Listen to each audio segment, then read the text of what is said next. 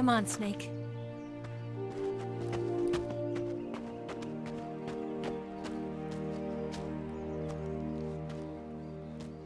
We made it.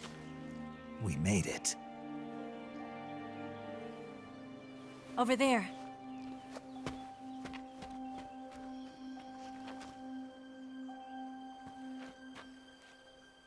It's the boss, isn't it? I'll go get the wig ready to take off. Right. I'll leave you two alone. But come back in one piece, okay?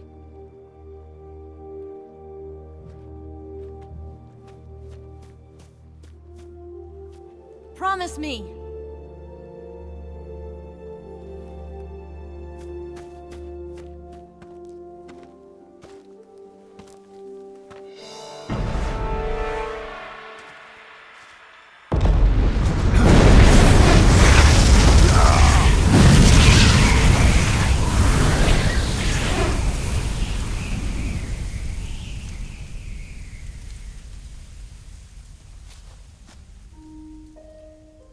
Life's end. Isn't it beautiful? It's almost tragic. When life ends, it gives off a final lingering aroma. Light is but a farewell gift from the darkness to those on their way to die. I've been waiting, Snake, for a long time. Waiting for your birth, your growth, and the finality of today. Boss. Why are you doing this? Why? To make the world one again. The world used to be whole. But with the end of the Second World War, the philosophers began to fight amongst themselves, and the world was torn apart. The Cobras, my comrades who trained and fought alongside me, were torn apart as well. The foibles of politics and the march of time can turn friends into enemies just as easily as the wind changes. Ridiculous, isn't it? Yesterday's ally becomes today's opposition. And this Cold War? Think back. When I was leading the Cobras, America and Russia were fighting together. Now, consider whether America and Russia will still be enemies in the 21st century. Somehow I doubt it. Enemies change along with the times, the flow of the ages, and we soldiers are forced to play along. I didn't raise you and shape you into the man you are today just so we could face each other in battle. A soldier's skills aren't meant to be used to hurt friends. So then what is an enemy? Is there such a thing as an absolute timeless enemy? There is no such thing, and never has been. And the reason is that our enemies are human beings like us. They can only be our enemies in relative terms. The world must be made whole again. The philosophers must be reunited. I will devote my skills to that purpose. And with the Colonel's money, I will achieve that end. Just as I once created the Cobras. They are my family. I may no longer be able to bear children, but I still have a family. It was November 1st, 1951. I was in the Nevada desert participating in atomic testing. The name Nevada is derived from Spanish, covered in snow, white as snow. And snow is exactly what I saw in that Nevada desert. It froze my blood white. Snake, you were an atomic test subject, weren't you? On Bikini Atoll. That's part of the reason I was drawn to you. You and I are alike. We're both slowly being eaten away by the karma of others. we'll never have the chance to die peacefully of old age.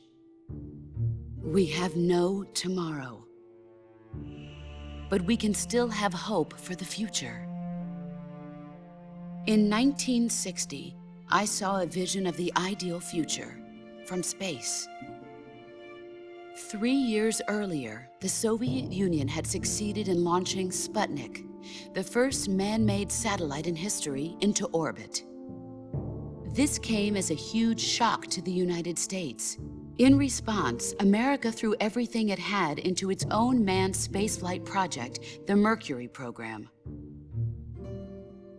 Even as the Soviets seemed poised to send their first man into space, America was still experimenting with chimpanzees and rockets. The government wanted human data. So they secretly decided to send a human being into space. I was the one they chose. At the time, they didn't have the technology to block out cosmic rays, and whoever they sent up would inevitably be exposed to heavy radiation. That's why they chose me. After all, I'd already been irradiated once. Of course, you won't find any of this in the history books. I could see the planet as it appeared from space. That's when it finally hit me. Space exploration is nothing but another game in the power struggle between the US and the USSR. Politics, economics, the arms race, they're all just arenas for meaningless competition. I'm sure you can see that, but the Earth itself has no boundaries. No East, no West, no Cold War. And the irony of it is, the United States and the Soviet Union are spending billions on their space programs and the missile race, only to arrive at the same conclusion. In the 21st century, everyone will be able to see that we are all just inhabitants of a little celestial body called Earth. A world without communism or capitalism, that is the world I wanted to see. But reality continued to betray me.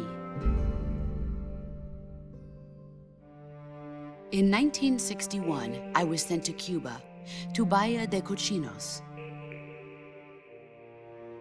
It was part of a CIA-sponsored invasion under the guise of taking Cuban exiles back to their country.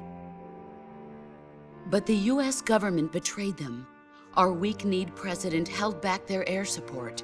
Defenseless, the exiles were annihilated by the Cuban army. All I could do was watch in silence. I was set up by the very country I'd sacrificed so much for, by the very government I dedicated my life to defending. I was driven from the surface world, and I went underground. Then, 2 years ago, I faced the Sorrow, my old comrade in battle. He was my friend. But one of us had to die. I was left with no choice. The Sorrow gave his life for me. There is no enmity between us. One must live, and one must die. That was the mission. The ones who gave me that mission were the philosophers. Early in the 20th century, the true holders of power in the United States, the Republic of China, and the newly formed Soviet Union gathered together in a secret meeting that would later be known as the Wiseman's Committee. The secret pact they formed there marked the beginning of the philosophers. But the last of the original members died in the 1930s. After that, the organization began to run out of control, and the Wiseman's Committee degenerated into a mere shell of its former self. The philosophers of today have no sense of good or evil. Their influence extends to countries and organizations involved in every aspect of every war. They have become war itself. That's how they operate.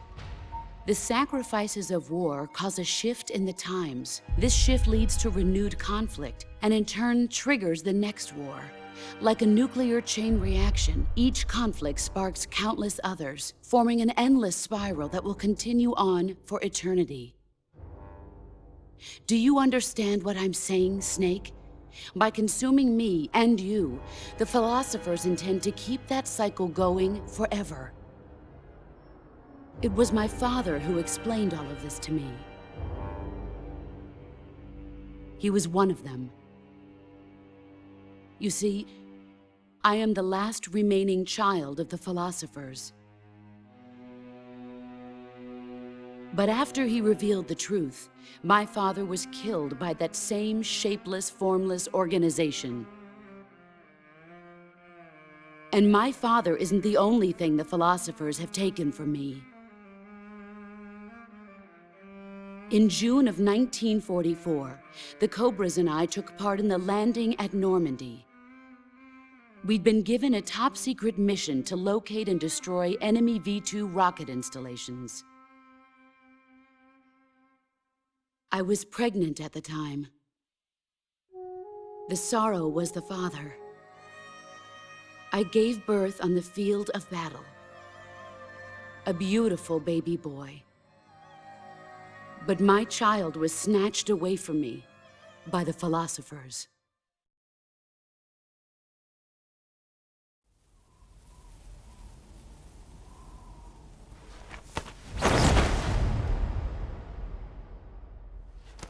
Look at this scar.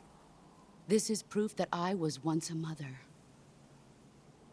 I gave up my body and my child for my country. There is nothing left inside me now. Nothing at all. No hatred, not even regret. And yet sometimes at night, I can still feel the pain creeping up inside me, slithering through my body like a snake.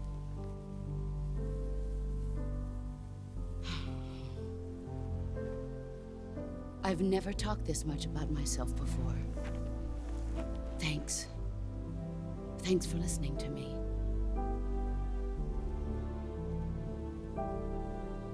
I feel content. Snake? Commence the operation. I raised you. I loved you. I've given you weapons, taught you techniques, endowed you with knowledge. There is nothing more for me to give you. All that's left for you to take is my life, by your own hand. One must die, and one must live. No victory, no defeat. The survivor will carry on the fight. It is our destiny. The one who survives will inherit the title of boss. And the one who inherits the title of boss will face an existence of endless battle. I'll give you 10 minutes. In 10 minutes, MiGs will come and bomb the hell out of this place. If you can beat me in less than 10 minutes, you'll be able to escape in time. Let's make this the greatest 10 minutes of our lives, Jack. Boss. You're a soldier. Finish your mission. Prove your loyalty. Face me. I come.